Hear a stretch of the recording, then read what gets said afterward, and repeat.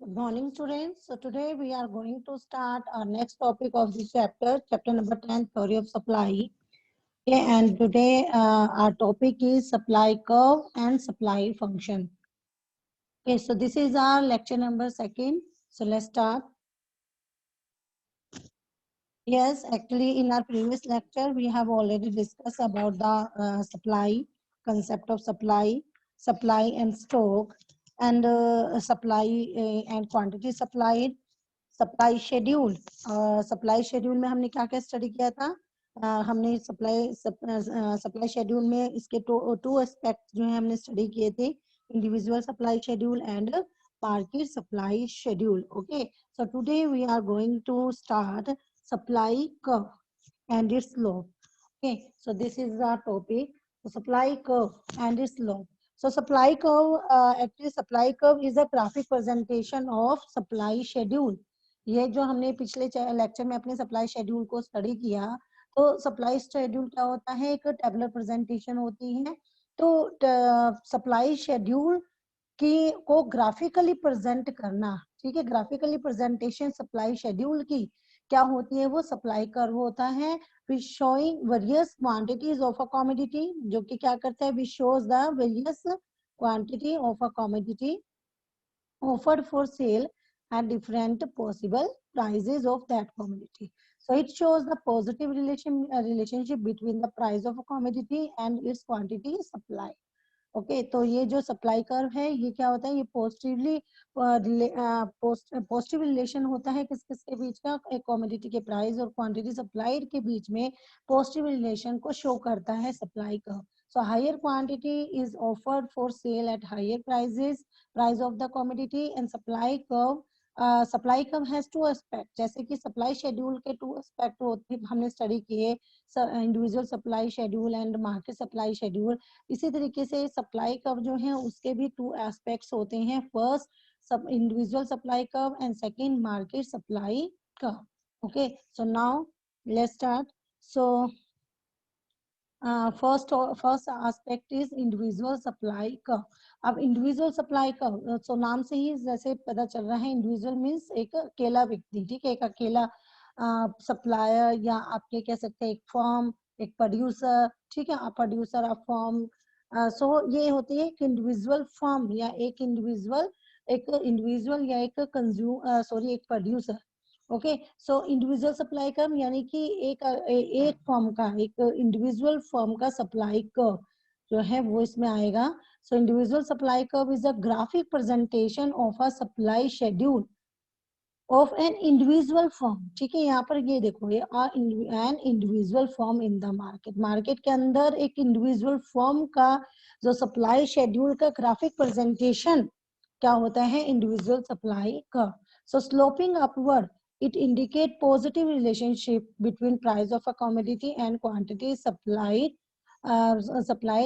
ठीक है तो अब जो क्योंकि जो सप्लाई कर्व होगा वो हमारा कैसा बनेगा अपवर्ड स्लोप बनेगा तो अपवर्ड स्लोप जो सप्लाई कर्व होगा वो किस चीज को इंडिकेट करता है there is a positive relationship between price of a commodity and quantity supply okay so आपके पास जो फिगर है देखिए अभी इस फिगर से आपको शो कर रहा है ये figure there is a positive relation between price of the commodity and quantity supply तो दोनों के बीच में पॉजिटिव रिलेशन है क्योंकि यहाँ पर सप्लाई कर्व जो है वो आपका क्या है अपवर्ड स्लोपिंग है so this figure is drawn on the basis of individual supply schedule of the of table 1 जब हमने हमारी जो टेबल हमने पीछे बनाई थी तो टेबल 1 जो थी आपके पास उसका ये क्या है ये मतलब उसी शेड्यूल का इंडिविजुअल सप्लाई शेड्यूल के बेस के पर ये फिगर बनाई गई है so S curve has a positive slope showing that quantity supplied increases in response to an increase in own price of the commodity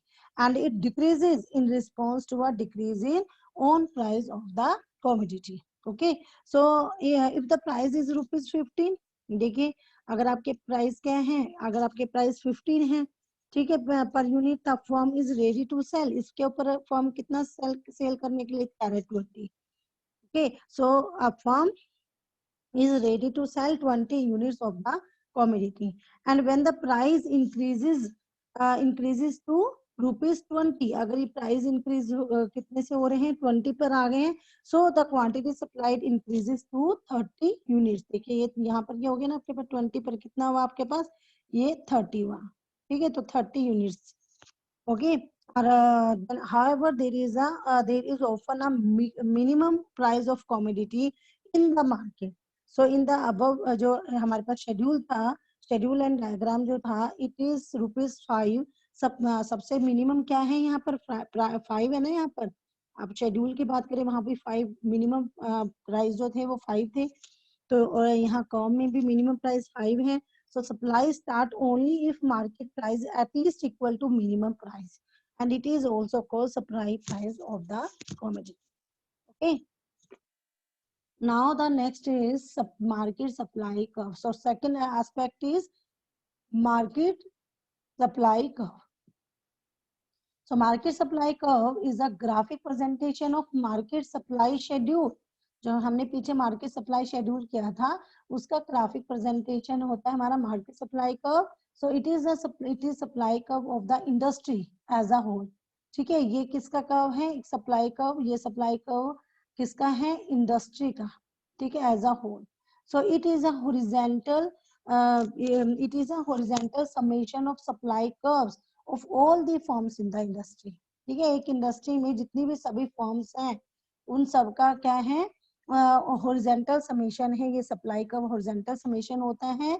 like individual supply curve, it shows positive relationship between price and quantity supplied of a commodity. इसके यहाँ पर भी आपके पास market supply curve में भी आपके पास क्या show करेगा, ये कर्व, ये भी शो करता है positive relationship between price and quantity supply, okay.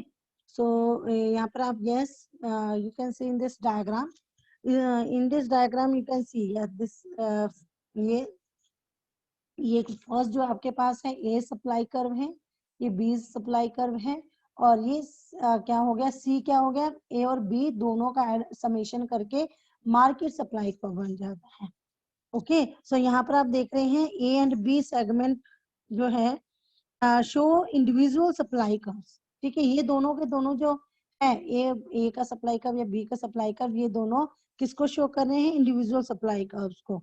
While segment C, लेकिन जो हमारा सेगमेंट सी है शोज मार्केट सप्लाई कर्व। तो ये वाला जो सप्लाई कर्व है, ये आपके पास मार्केट सप्लाई कर्व को शो कर रहा है, and it shows that when price is ₹10 per unit. ये क्या शो कर रहा है कि जब आपके पास प्राइस जो है वो 10, ठीक है, यहाँ पर ये आपके पास प्राइस 10 पर यूनिट है, सो मार्केट सप्लाई कितनी हो रही है, यहाँ पर मार्केट सप्लाई देखिए यहाँ पर कितनी थी, ए की 10 थी और बी की 5 थी, तो 10 + 5 15, तो आपके पास मार्केट सप्लाई हो गई 15, ओके, 15 पर यूनिट।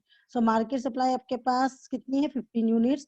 और when price is ₹15 per unit, price आपके पास कितनी है, 15 पर यूनिट्स हैं, 15 पर यूनिट्स है, तो आप यहाँ पर देख रहे हैं मार्केट सप्लाई कितनी हो जाएगी, market supply is equal to, yes 15 पर, यहाँ पर 15 पर देखिए, ये है बी के तो 10 है और ए के 20 है, तो 20 + 10 30, सो ये क्या हो गया 30 units. And when price is ₹20, जब प्राइस आपके पास कितने हैं 20 पर यूनिट है, तो मार्केट सप्लाई इज कितनी हो जाएगी, यहाँ पर बी की कितनी है 15 और ए की कितनी है 30, सो 30 + 15 45, तो ये कितने हो जाएंगे 45 unit. So market supply curve is a horizontal summation of the individual supply curve of all the firms producing a particular commodity in the market, okay। So the next topic is slope of supply curve। अब हम देखते हैं कि slope of supply curve का slope की study करेंगे। सो supply curve normally slopes upward, जैसे आपने पीछे देखा कि आपके पास जो सप्लाई कर्व होता है उसका स्लोप नॉर्मली कैसा होता है, अपवर्ड स्लोप होता है, जो किसको इंडिकेट करता है, indicating a positive relationship between price of a commodity and its quantity supply. So slope of supply curve, the slope of supply curve है refers to the ratio between change in price and change in quantity supply। ये जो किसी supply curve का जो slope होता है वो किसको रेफर करता है, रेशो, किस किस का ratio, change in price and change in quantity supply का रेशो को ये शो करता है। तो दिस एक्सप्लेन, यस, तो हम इसको देखो फिगर से एक्सप्लेन कर सकते हैं। Yes, you can see in this figure. So in this figure, slope of supply curve is estimated as yes, plus अगर हमें सप्लाई का जो का सप्लाई कर्व का स्लोप है उसको हमें एस्टिमेट करना है, तो हम कैसे एस्टिमेट करेंगे, delta P by delta Q, delta Q. Okay, ये पी है आपके पास, delta P by delta Q, and it is equal to, ये किसके इक्वल है, it is equal to delta P कितना है यहाँ पर, डेल्टा पी हो गया यहाँ पर ए बी, ठीक है, डेल्टा पी कितना हो गया यहाँ पर, क्योंकि इधर प्राइस ली है हमने, तो इतना ये हो गया। अगर हमें ए और सी के बीच का स्लोप हमें निकालना है, तो यहाँ पर ए बी जो है ये आपके पास हो जाएगा delta P A B. Okay, और डेल्टा क्यू नीचे आपके पास क्वांटिटी है, तो चेंज इन क्वांटिटी कितनी आई यहाँ पर, चेंज इन क्वांटिटी आपके पास आई है यहाँ पर बी सी। ओके, ये यहाँ पर सी था ना, तो बी सी, तो ये आपके पास हो गया B C. Okay, so it shows the rate at which price of commodity changes corresponding to a unit change in quantity supplied, and the ratio delta, जैसे रेशो क्या है, ratio delta P by delta Q is constant at all points of a straight line supply curve, and it points to the fact that the slope of straight line supply curve is constant, or that there is a linear relationship between price and quantity supply. Okay, so our next topic is supply function or determinants of supply. अब हम पढ़ेंगे, देखिए जैसे हमने demand function study किया ऐसे ही हम सप्लाई फंक्शन स्टडी करेंगे। इट मींस या आप कह सकते हो determinants of supply. Okay, so supply function क्या होता है कि supply function studies the functional relationship, क्योंकि it is a functional relationship between supply of a commodity and its various determinants. So supply function studies the functional relationship between supply of a commodity and its various determinants. So supply of a commodity mainly depend on its own price. किसी भी commodity की, कोई भी commodity, उसकी supply किसके ऊपर mainly depend करती है, उसके अपने प्राइसेस के ऊपर। ओके, और इसके साथ साथ और भी दूसरे डिटर्मिनेंट्स होते हैं, फैक्टर्स होते हैं जो उस सप्लाई को इफेक्ट करते हैं। So the other determinants are, जैसे प्राइस ऑफ रिलेटेड गुड्स हो गए, number of firms in the industry, goal of a firm, price of factor of production, state of technology, business expectations and government policy. तो ये भी और दूसरे factors है price के अलावा एक कमोडिटी के, जो कि किसको इफेक्ट करते हैं, सप्लाई को। Okay, so the supply of a commodity is a function of several factors as expressed in following equation. तो आप इनको कह सकते हो, you can express this function relation by this equation. इस इक्वेशन के थ्रू आप फंक्शन रिलेशन जो है सप्लाई फंक्शन को शो कर सकते हो, जैसे S X is equal to function F is equal to P X P R N F G P F T E X and G P. इसमें यहाँ पर जो एस एक्स है ये किसको शो कर रहा है, S X is equal to supply of commodity X, F is equal to functional relationship, P X is equal to own price of a commodity X. Okay, P R is equal to price of related goods, ठीक है, NF is equal to number of firms in the industry, and G is equal to goals of a firm. PF जो है PF is equal to price of factor of production. T is equal to state of technology. ये consumer जब demand function करा था तो वहां पर T is equal to taste and preferences था, लेकिन यहाँ पर सप्लाई है तो T is equal to technology price, state of technology, EX is equal to expected future price and GP is equal to government policies. Okay,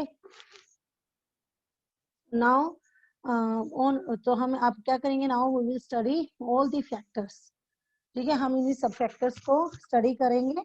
तो first हमारे पास क्या था, फर्स्ट जो फैक्टर था on price of the commodity. So there is a direct relationship between price between own price of the commodity and its quantity supply. Direct relation होता है एक commodity के प्राइस और उनके क्वांटिटी सप्लाई के बीच में। Okay, so generally higher the price, हमेशा जनरली क्या होता है, जितने प्राइस हायर होते हैं higher the quantity supply, and lower the price lower the quantity supply, इसलिए यहाँ पे पॉजिटिव रिलेशन हुआ। Second factor is price of related goods, जो रिलेटेड गुड्स है उनके प्राइस। ये supply of a good depend upon the price of related goods, किसी भी गुड के प्राइस जो है किसी भी गुड्स की जो सप्लाई होती है वो किसके ऊपर डिपेंड करती है, दूसरा जो रिलेटेड गुड्स के प्राइस होते हैं। और हम डिमांड के चैप्टर में पढ़कर आए हैं रिलेटेड गुड्स कौन सी होती हैं। हमारे पास two types of related goods होती है, first is substitute good and second is complementary goods. Okay, so consider a firm selling tea, जैसे हम सब्स्टिट्यूट बुक के गुड की बात करें तो जैसे हो गया आपका T and coffee. So consider a firm selling T, आप ये कंसीडर करें कि एक फर्म टी को सेल कर रही है। तो if the price of coffee rises, ठीक है, अगर एक क्या हो रहा है, एक मान लो उसका जो सब्स्टिट्यूट गुड है कॉफी, उसके प्राइस राइज हो जाते हैं मार्केट के अंदर, so a firm will be willing to sell less tea. तो अब फर्म क्या होगी, will be willing to sell less tea at its existing price. अब फर्म उस एग्जिस्टिंग प्राइस के ऊपर जो टी के हैं उस पर कम टी जो है उसको सेल करने की इच्छा रखेगी, क्योंकि कॉफी अब महंगी है और टी सस्ती हो गया, तो कोई भी प्रोड्यूसर जो है वो क्या करेगी, वो कम रेट के ऊपर कभी भी सप्लाई ज्यादा नहीं करती है, तो वो क्या करेगी, टी की जो क्वांटिटी है उसको कम सेल करने की इच्छा रखती है। So the same quantity of tea will be sold only only at high prices, वो सेम क्वांटिटी टी की केवल तभी बेचेगी जब प्राइस हाई होंगे। Okay, next is number of firms in the industry. Industry में नंबर ऑफ फर्म्स भी effect डालती है मार्केट सप्लाई के ऊपर। So market supply of a commodity depend upon the number of firms in the industry. Simple सी बात है, जितने नंबर ऑफ फर्म्स ज्यादा होंगी उतनी मार्केट में सप्लाई ज्यादा होगी, जितना नंबर ऑफ फर्म्स कम होंगी उतनी ही सप्लाई भी कम होगी। So increase in number of firms implies increase in market supply and decrease in number of firms implies decrease in market supply of a commodity. Okay, next is goal of a firm. तो गोल of a firm, एक firm का गोल क्या है, actually एक firm के दो तरह के गोल हो सकते हैं, या तो वो प्रॉफिट मैक्सिमाइजेशन का गोल होता है उसका, या सेल्स मैक्सिमाइजेशन का गोल होता है। ठीक है, दो तरह का है भाई। एक फर्म तो ऐसी होती है जो जैसे स्टार्टिंग में नई नई स्टार्ट होती है तो वो सोचते हैं कि मैं अपनी सेल को मैक्सिमाइज करूं। ठीक है, एक होती है जिसकी गुडविल भी अच्छी है, सब कुछ अच्छा है, तो वो सोचती है कि मैं अपने प्राइस को मैक्सिमाइज करूं। तो एक फर्म का जो गोल होता है उस पर भी डिपेंड करती है किसी भी सप्लाई, कोई भी supply. So if goal of a firm is to maximise profit, अगर एक फर्म का गोल क्या है, प्रॉफिट को मैक्सिमाइज करना, तो वो क्या करेगी, more quantity of a commodity will be offered only at a higher price. तो केवल वो तभी अपनी कमोडिटी के को ज्यादा क्वांटिटी को सेल करने के लिए ऑफर करेगी अगर मार्केट में प्राइस हायर होके। on the other hand, if goal of a firm is to maximize sale, अगर दूसरी तरफ ये कहा जाए कि फर्म का जो गोल क्या है, सेल को मैक्सिमाइज करना और मैक्सिमाइज आउटपुट और employment, so more will be supplied even at same price. तो वो ज्यादा सप्लाई करेगी इवन की चाहे प्राइस सेम ही क्यों ना हो, तो भी वो ज्यादा सप्लाई करेगी, क्योंकि उसका मेन मोटिव क्या है, सेल को मैक्सिमाइज करना। Okay, next is price of factors of production. Factor of production, yes. So हमारे पास फैक्टर ऑफ प्रोडक्शन कैसे होती है, कौन से होते हैं, land, labour, capital, entrepreneurship. Okay, तो ये भी डिपेंड करते हैं, इनके प्राइस भी डिपेंड करते हैं। ठीक है, जितना ज्यादा फैक्टर ऑफ प्रोडक्शन के प्राइस जितने हाई होंगे, ठीक है, उतनी ही सप्लायर की सप्लाई की कॉस्ट ज्यादा आएगी, प्रोडक्शन की कॉस्ट, और वो कम सप्लाई करेगा। और जितना फैक्टर ऑफ प्रोडक्शन क्या होंगे, उनके प्राइस कम होंगे, उतनी ही कॉस्ट कम आएगी और प्रोडक्शन ज्यादा होगी, सप्लाई ज्यादा होगी। सो supply of a commodity, supply of a commodity is also affected by the price of factor used for the production of commodity. If the factor price decreases, ठीक है, अगर factor prices decreases हो रहे हैं, so cost of production also reduced, and accordingly more of a commodity is supplied at its existing price. So conversely, if the factor price increases, cost of production also increases, and in such a situation, less of the commodity is supplied at its existing price. Okay, next is state of technology. Technology का आप देखें, सो improvement, जितनी ज्यादा technology improve होगी उतनी ही supply, production ज्यादा होगी, supply ज्यादा होगी, कॉस्ट कम आ जाएगी, सप्लाई ज्यादा करेंगे। ठीक है, तो improvement in the technique of production, improvement यहाँ पर इम्प्रूवमेंट होती है ना, क्योंकि improvement in the technique of production reduces cost of the production, so consequently more of the commodity is supplied at its existing price. Okay, next is expected future price. Future price में देखते हैं, if the producer expect price of a commodity to rise in near future, अगर एक producer को ये expect है कि future में जाके उसके कमोडिटी के प्राइस बढ़ जाएंगे नियर फ्यूचर में, so currently supply of the commodity will reduce, तो अब करंट में वो उस कमोडिटी को क्या करेगा, कम सेल करेगा, कम सप्लाई करेगा उसकी, क्योंकि उसको पता है फ्यूचर में इसके प्राइस हाई होंगे तो मैं फ्यूचर में प्रॉफिट ज्यादा कमा सकता हूँ। और if on the other hand fall in the price is expected, अगर उसको फ्यूचर में प्राइस के कम होने की एक्सपेक्टेशन ज्यादा है तो current supply will increase. Okay, next is government policy. Government की दो तरह की पॉलिसी होती है, एक तो टैक्सेशन की और एक सब्सिडीज की। So policy, so taxation and subsidy policy of the government also impact market supply of a commodity. So increase in taxation, जितना ज्यादा टैक्सेशन टैक्स लगेगा लोगों के ऊपर उतना ही वो कम सप्लाई कर पाएगा, क्योंकि उसके ज्यादातर जो होगा पैसा वो टैक्स के रूप में चला जाएगा, उसके ऊपर उसके हाथ में कम पैसा आएगा और वो कम सप्लाई करेगा। So increase in taxation may decrease supply, while increase in subsidies may increase it. Okay, उतना ही ये इसको इंक्रीज करेगा गवर्नमेंट पॉलिसी के अंदर। Okay students, so today we discussed about the supply curve, okay, individual supply curve, market supply curve, slope of supply curve and supply functions. So tomorrow we will discuss law of supply. Okay, so and exceptions of the law of supply. So that's all for today. Have a good day.